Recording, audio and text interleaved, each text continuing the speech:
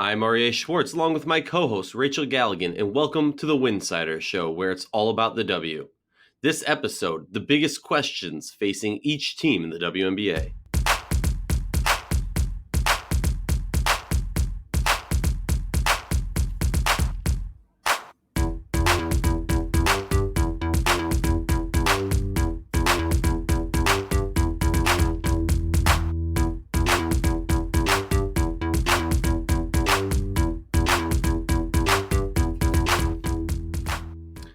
WNBA teams have played 6 to 9 games, somewhere around there, depending on who you are. So we find ourselves asking the question, because we're 1/3 of the season basically through, what is the biggest question facing each team? What's your problem? What ails you? If you like our show, please consider joining our Patreon community. For less than a cup of coffee a month, you can directly show support for the hard work we do covering the WNBA. The biggest question facing each team, and we'll start off alphabetically with Atlanta. The Atlanta Dream, for me, it's one word. And it's not going to be this simple for every team, but for me, it's this one word: scoring. We've seen their defense get better over the season. It was horrendous early on, and they've really, hightailed it into shape. But it's scoring for me. Anything you want to add, Rachel? Yeah, I mean, I don't think that's the biggest, I guess, ailment in my opinion. You're just not getting a ton of consistent production, at least from what we've seen so far. And I just think it's still, a team that, I think you called it a sophomore slump in an earlier podcast. And I kind of like that term, a team that's coming off riding such a high and then having to kind of re-identify with a lot of different things and maybe get back to the basics a little bit and just find a way to get some momentum. I think is just going to be so important, and that's just going to be on the offensive end of the floor. But I know this is a team that really takes pride on the defensive end of the floor and letting that defense fuel their offense. It's not like this was a team that was leading the league in scoring last year. They just kind of put their heads down and go to work and are very fundamental on really both ends of the ball, but they allow that defense to fuel their offense. And so just finding a way to get some momentum is what Atlanta needs right now. Let's move on to the Connecticut Sun. And I think a lot of people might jump out and say, do they have a question mark right now? And you and I have talked about this a lot. Connecticut is a team that throughout, over the past 3 years have really solidified themselves as a contender, as a team who is going to be top of the ranks and one of the hardest teams to play during the regular season. The question is, and it's annoying because we're so early in the season, we're going to have to wait a long time to get this answer. But the question is really the playoffs. What can they do in the playoffs? Can they take that next step? And can they handle the pressure of being a top team? We saw what happened last year, some off-court issues that caused a lull. Can we see a team overcome those things and push through the playoffs? I agree with you on this question. I mean, there's no doubt Connecticut is just so solid defensively, offensively. They're sharing the basketball. They're rebounding the ball well. For the most part, they've done a pretty good job of taking care of it. So, like through the course of a season, teams peak and they have valleys and they have lulls and you definitely go through stretches, and that's just kind of the makeup of a season. I know I've talked about that before. So my question is, when Connecticut kind of hits a little bit bump in the road, how are they going to handle it? And is this team going to continue to take that next step as a team that's been together for the last 4 years or whatever that may be? And can they peak come playoff time? Because right now they look fantastic. I mean, they're undoubtedly, probably, in my opinion, the best team in the league. And that's why they're at the top of the standings, but they're just being so consistent. Are they going to be able to keep up that balanced scoring? Are they going to be able to defend the way they have been and clicking the way they have been? I mean, it's very possible that we have not even seen the best of Connecticut, and that's a scary idea to think about because of what this roster is capable of doing. And or it could be that, we're seeing the best of them, at this point, and then maybe they hit some hard times and aren't able to recover. So I think it's more than likely the first part of what I just said, because I really believe in this team and kind of the cohesiveness that they have and them taking that step from what they were able to accomplish last year. Yeah, I mean, well, you hit it all, so I'm just not even going to waste my time. Chicago Sky. Oh, wait, one thing about Connecticut. Shout out to our guy, WNBA Timeline, Curtis. If he can find out, I'm just going to throw this out there. If he can find out, because hearing you say that about how this team has been together for a while, I'd love to see some stats about the amount of playing time or seasons together you have with championship teams, and kind of, dip our toes into the array of what it takes to be a champion as far as cohesiveness and years together. I think that would be really interesting. I agree. That would be interesting. Curtis, if you can figure that out, man. Moving on. I don't know how he does what he does, but that man is a genius. Awesome. Let's move on to the Indiana Fever. Indiana Fever. I thought you said the Sky. Oh, geez, yeah. Sorry, this fire truck drove by and just threw me completely off. The Chicago Sky, I think it's the same question that we've seen all year long. I will give credit. This is a team that has started to show. I think something common that we talked about with the Sky, Rachel, when Amber Stocks was let go of her position, was we would have liked to see her get another year, because we were starting to see more and more of these spurts, or these few and fleeting moments of when the team was looking really good and what we truly thought they could become. And then they got rid of her. And it's early in the season, and we've started to quickly see more and more of those similar moments under Coach Wade. So for me, that's what the question is, but obviously defense.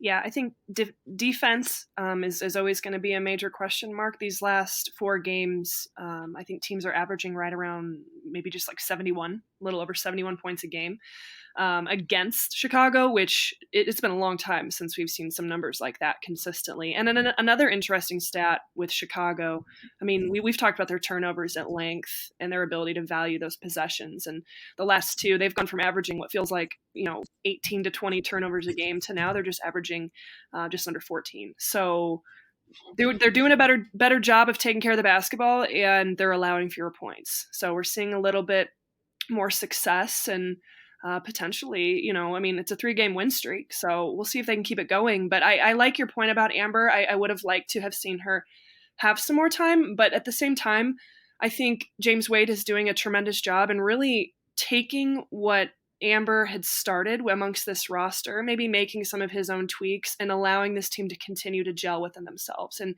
to take those natural progressions of growth defensively and, offensively, all those things that they needed to take. So I think that's the big question mark. Can they show more consistency than, just a few win games? And can they show that more specifically on the defensive and turnover aspect? I like it. Let's move on. The Indiana Fever, okay. For real this time.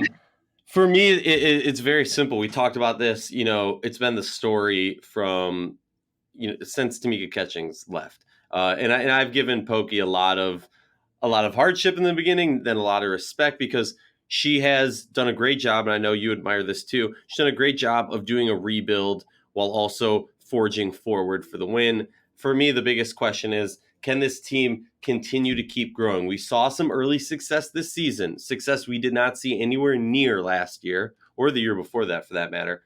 Can they continue to grow and build off the success they've had this year?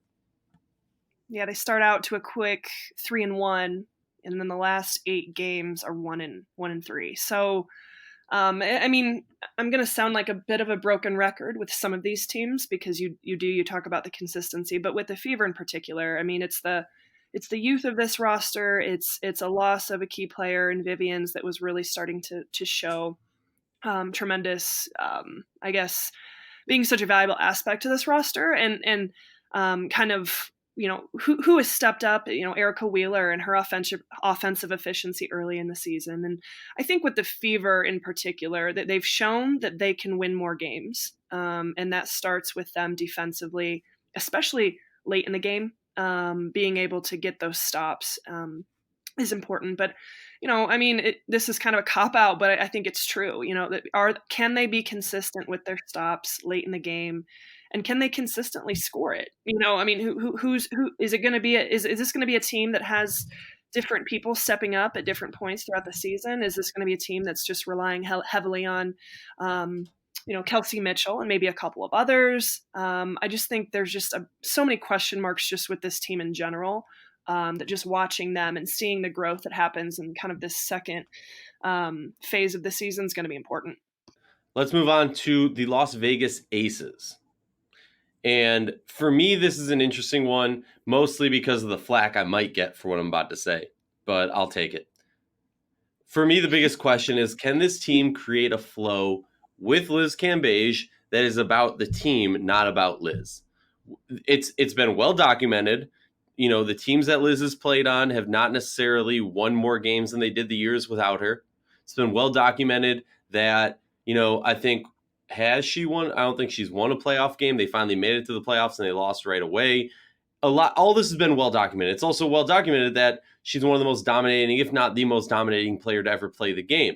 My thing is, you have an Aces team that had a flow, had a rhythm, had leadership, and then you throw Liz into the mix, and it's, you know, it's always amazing to get, you know, the scoring leader on your team. It's always amazing to get an MVP candidate on your team, but it might not always be the right fit for the team as far as gelling to win a championship. So for me, it's about, can they find a flow with Liz that's about the team? Yeah, I don't think that's anything. I mean, anybody should disagree with you on. I mean, you're not saying anything that we don't already know. This is such a well, there's some players out there that have a very strong fan base that get very offended. They do. And I mean, here's the thing. I mean, you know, you could say the same thing about A'ja Wilson. Her numbers are down. She's getting, 5 to 6 less touches a game. Kayla McBride, she's, I haven't looked at the numbers with her specifically, but is she getting less touches? You bring in a player like Liz Cambage, who's used to having the ball in her hands every other possession, and that's hard on her as well. So this is a major adjustment for this entire roster. And I don't know how much we've talked about it specifically, what that means. Liz is going to get less touches. Asia's numbers are going to be down. Everyone's going to kind of have to sacrifice a little bit of their ego. And I don't mean that in a terrible way, but this is a team with a lot of star talent. With star talent comes a lot of, I guess, what's the word I'm trying to say? Expectation, to perform and to make this noise and to be this player in the league. But can this team be selfless enough for what's best for the team? And truly mean it. It's one thing to say it in interviews and things like that. Or is this going to continue to cause some frustrations because, you want the ball in your hands. You're a competitor. You want touches. And someone came at me a little bit on Twitter last week or whenever the Aces played last and was kind of misunderstanding what I was saying because I had said something about Liz was frustrated. And I understood Liz's frustration because she was working really hard in the paint and there were a few possessions where had it been the right pass, she would have had just a really easy kind of quick turn to a layup. And the ball wasn't coming into her. She got, a couple 3-second calls. When she did get the ball, she was really forcing some shots and started out the game really slow. And she looked just pissed, and that happens. Well, real quick, I do want to give a shout out to Sylvia Fowles because Syl was all over her that game at that time. She was, and that's a tough matchup and two players that really respect each other, but that's the frustration that, Liz is probably still working through, not only because of just this roster, but like she made such a splash last year that all eyes really are on her. Teams are understanding how to defend her better. She has such a target on her back that defenses and all sorts of things are people aren't guarding her the same way they were guarding her last year. So there's a lot of question marks with this roster and kind of the star power behind it. And can this team kind of sacrifice self for the betterment of the team and really gel? And we've seen flashes of it. I mean, we've seen what this team can do offensively. The other night when they shot like 100% from the field, it was insane. And I think the progression of Kelsey Plum, she's really come along these last few games offensively, and she's playing with a ton of confidence right now. So I'm not to be incredibly long-winded. I'm just really fascinated with this team. I still think you have to have them in the talk of being a contender. How do you not? I mean, they're like in third place right now and they've got the talent. It's just going to be a matter of that chemistry that we all keep talking about. Oh, yeah. And honestly, and I know we've brought this up, or I brought this up in a podcast with some guests on here. This team, I think when it comes to W, often we take it for granted the selflessness of the players. And a great example is if you look at some of our recent championship teams, let's go to last year. Brianna Stewart, Sue Bird, Jewel Lloyd, and Natasha Howard. Those are 4 superstars in this league. Fine, if you want to knock one of them just to star level. Okay, you got 4 big names in this league. They were able to put their differences aside for the betterment of the team, put their egos aside for the betterment of the team. Then you go to the champions before that, Minnesota Lynx. Same exact thing. They had 5 stars. You got 5 superstars. Then you got the LA Sparks, who had like 4 superstars, 3 superstars. Then you have Minnesota again. And then you got Phoenix. And like all these teams to win, yes, they had these lineups with an abundance of star power, but they were able to put it aside. And I'm talking about teams that have Diana Taurasi is able to put it aside for the betterment of the team. So you hear where I'm coming from. Let's move on to the team that traded away Liz Cambage, the Dallas Wings. My biggest question for them is how quickly can this team buy in and learn a new system? We talked about it recently for an extended period of time with Jasmine Baker on a recent episode, but I think that's it, honestly. It's can this team buy into the system and understand there's going to be a learning curve, there's going to be ups and downs, and that a lot of these young players are learning from their second or third coach in as many years? Yeah, I think that's a great question, but to even expand on it a little bit more, this is not the same Dallas team that we are seeing right now. Like come, August, it's going to be a completely different team, just from a understanding that system, playing within that system, some longevity of playing together. And then let's be honest, the roster is completely still up in the air at this point with, Mariah Jefferson. Glory Johnson's going to be leaving and then returning. Aryeh, she had her injury, her coming back. So there's a lot of, differences, a lot of change just happening within the roster. I mean, you can even talk about Megan Gustafson. I mean, there's a lot of change happening. And you could say that with a few of the teams, especially as we still only are in that kind of early part of the season. But I just think this is a team that will hit a stretch probably after a little bit after half of the season, towards the end of it. They're going to get on a roll at some point. And they're going to cause some problems because they're going to really start clicking, and they're going to have some consistency from just a roster standpoint as well. Oh, and even if they're, I'm not going to say that they're definitely not going to be a playoff team, but even if they're not, they're going to cause problems in the sense of issues for teams that are in the playoffs or on that bubble. When you have to play a team like this who has nothing to lose and is just trying to kind of get to a benchmark for the offseason, that's a scary team to face come end of the season when you need to make the playoffs. Agreed. Let's talk about the Phoenix Mercury. My one question, take it or leave it, will anyone besides DeWanna Bonner step up or do anything? I have to agree with you on that. I mean, we talk. I mean, they're like your favorite to go win it all. And I think, they're making me look dumb. No, they're not, because I think you even said it the other day. You're like, the Fever decide not to play until later in the season, which you said it in a joking manner. You definitely did. But there also is a little bit of truth to it, and I think, I have some question marks with Brittany Griner at times. She's averaging 18 points a game, which is great. I think she's really come on the last couple of games and stuff, but there were a couple of games in there where she was kind of a non-factor. And that can't happen with this team, especially while Taurazi's out. But with Taurazi coming back in and this team being such a veteran team that's been together, I'm not too worried about it. I just think this is some early season woes, and they'll get it clicking.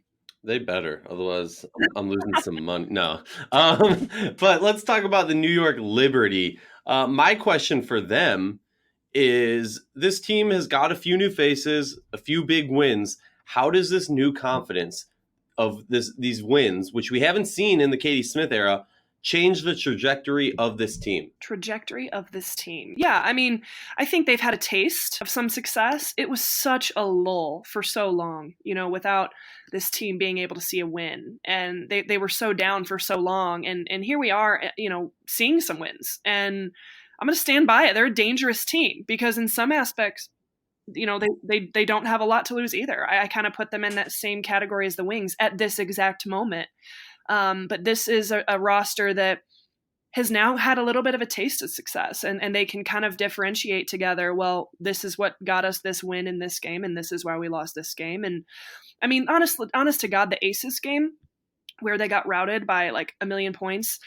I mean that's a game that like in some ways you kind of have to just toss out. I mean, the Aces shot an absolutely obscene percentage that game, and sometimes that just happens to you.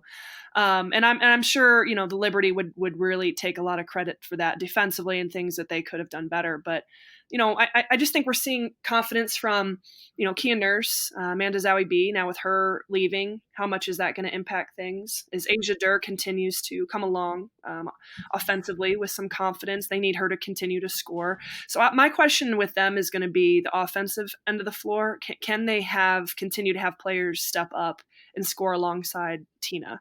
And then how does that kind of translate? My prediction is we're going to see a very much of a roller coaster the rest of the season with the Liberty, which is scary because, you know, they'll do some really bad things and then they'll come out and play fantastic and beat some people. And I think that's just what this year is going to look like for them. Oh, and in my mind, they have your article printed and put up in the locker room, calling them the most dangerous team. And before each game, they're smacking that on the way out to the court. And I'm surprised if they've even taken a look at it, but I appreciate you for saying that because I know so many people were not a fan of that. People were hating on it, and let me just say they were looking dumb after that win, that down to the wire win they got over LA in LA. Well, I just think it comes down to how do you define dangerous, you know, and that was part of kind of maybe what I was not clear about at the beginning. I think in my mind, dangerous has an element of surprise to it, you know, and this is a team that can be easily overlooked because they are the Liberty and they kind of have that taste and people have that taste about them in their mouths, but this isn't the Liberty from last year. They've proven that early enough in this season, you know, and it's dangerous because as a coach, you know, you're trying to get your players like ready to go, whether it's especially at home, the Liberty have been playing well. And you're trying to get them, you know, ready to go and focused and ready to go win a big game. And just by subconsciously, sometimes you can overlook people. And that's why I think the Liberty can and are dangerous because, you know, they have nothing to lose. They can come out and beat you anyone, any given night. I truly believe that. Yeah, I'm with you on that. And honestly, we talked about this. Any team that has Tina Charles is going to be a scary team on any given night. And you add who they have around that is just, you know, right. Washington Mystics. People might not get this question, so I'll expand briefly. My question for them is, are they better than last year? And the reason I asked that is, yes, we don't have a team that is just running like the Storm were last year. I mean, throughout the whole season last year, the Storm looked poised for a championship run. We don't necessarily have a team like that. I don't know how many people legitimately thought Mystics would be able to pull off a victory in the finals. But my thing is, this league continues to get better. Are the Mystics going to get better with them? Right now, I've seen them play really good against mediocre to bad teams and not necessarily show up their best when they're playing against top talent in this league. Can they kind of grow and progress worse or better than they were last year? I think you really nailed that on the head. I don't want to expand on it too much because I agree with everything you said. I just think we haven't seen a team that's fully clicked so far this year, especially as of late. So I'm very anxious to see how they continue to play the second half of the season, especially starting tonight against LA. But yeah, like, are they better? And at this point right now, I don't think so. But we all know that they certainly have the potential to evolve into that. Oh yeah, and evolve that quickly. You know, it's as simple as Deladon, Chrissy Tolliver, and Mies. You know what I mean? Right. And then you got Cloud. Whatever. I'm not even. We could read their whole roster. It's ridiculous. Minnesota Lynx, a team that, as we all know, I study very closely. For me, the biggest question, I don't even necessarily know. I guess you could call it consistency, but really my question mark is the fourth quarter. I always say the calling card of the Lynx through their, you know, epic championship runs, or even that span of 7-8 years, was always that confidence that going into the fourth, the team could be down 10, 20 points, and you could legitimately wait until you hit about that 3-minute mark and still expect them to make a run real quickly, get 3 stops. Cheryl Reeve always talks about it, get 3 stops in a row, and that's how you get a run on offense. But what we've seen so far and what we saw a lot last year was just the Minnesota Lynx offense disappearing in the fourth. I've lost track of how many times we've seen 3 or 4 minute spans of scorelessness in the fourth quarter so far this season for the Lynx. Obviously, the Jessica Shepard injury really affects that. They haven't been as dominant on the boards of recent since that injury, and I think that's going to be a key effect. But really, for me, it's can they continue to score on or in the fourth quarter? Right. Well, that's a good point, and I think defensively, the last 4 games, they're giving up around 81 a game. Now, please, everyone, forgive my math. I'm actually horrendous at math. I'm really bad at it, but I'm glancing at numbers and just trying to do some averages briefly in my head. So the last 4 games, they're giving up way too many points for a typical Cheryl Reeve team. So I think my question is going to be the defensive end of the floor. I think you nailed it on the head with Shepard impacting that to a degree. To start the season, they start out 4-1 and are kind of showing us what this team's capable of. But they were only giving up about 72 a game at so maybe 72, 73 a game. So that's a big difference in the course of a season, and especially in the WNBA. So to expand on your scoring late in the game, my question is going to be the defensive side. Is this going to be evolve into a more traditional Minnesota Lynx team that really can lock down and defend like we've seen in the past? And then we got to move on, and it brings us to the defending national champions, Rachel, the Seattle Storm. I'm gonna let you go first on this one. Well, I actually really enjoy what Seattle's doing this year.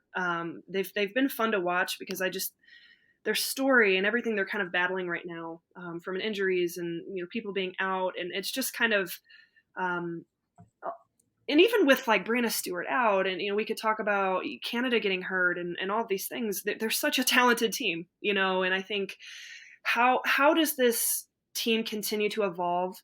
How does the progression of Jordan Canada continue to evolve? Even with her bone bruise, hopefully she comes back very soon. She is such a vital part of this team and kind of what they're doing. But this is going to be an up and down roller coaster of a year for Seattle, in my opinion.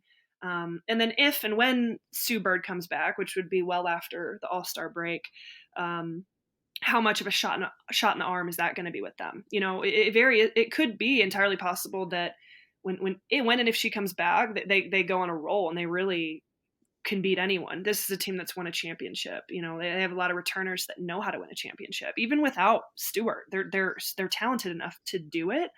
But can they? I'm not saying necessarily championship, but can they knock some people out late in the season and cause issues? I absolutely think so. So, I guess to sum up what I'm saying is I'm curious of how Canada coming back and that progression continues to take place, and then when and if Bird comes back, how that looks, and then is this going to be kind of a roller coaster where we see him win a couple, maybe lose a couple, kind of that back and forth? Yeah, I agree with everything you said. You hit my points. My one thing is, and I'm just going to put this out there, and with this being completely clear that, and I will argue this to the end of the day, is Simone Augustus is the GOAT of the WNBA. But we'll get into that different time. But if Sue Bird pulls off a victory, a championship this year, oh gosh, yeah, forget it, Diana Taurasi.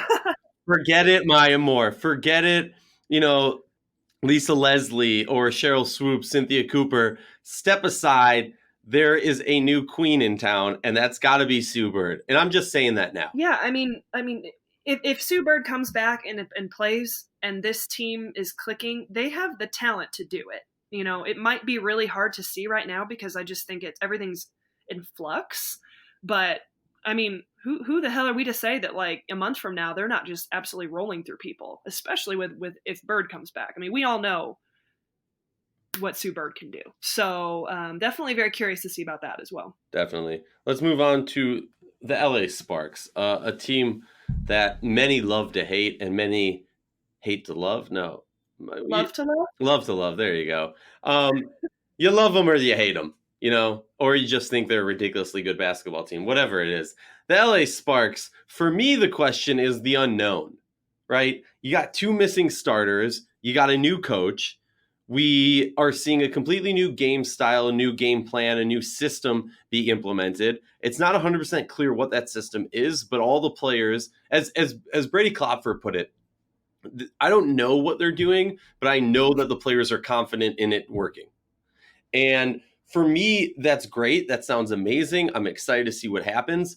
We've seen the players that have been playing so far this season go through a learning curve and get much more comfortable in this style.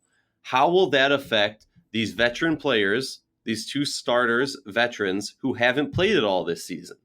And them coming back in and vibing. Everyone said Vegas was going to win the championship when Liz joined the team. Hasn't worked out that way so far. Everyone's saying, oh, when Beard and Parker come back, LA's winning the championship. I want to see it before I agree with it. Rachel, your thoughts?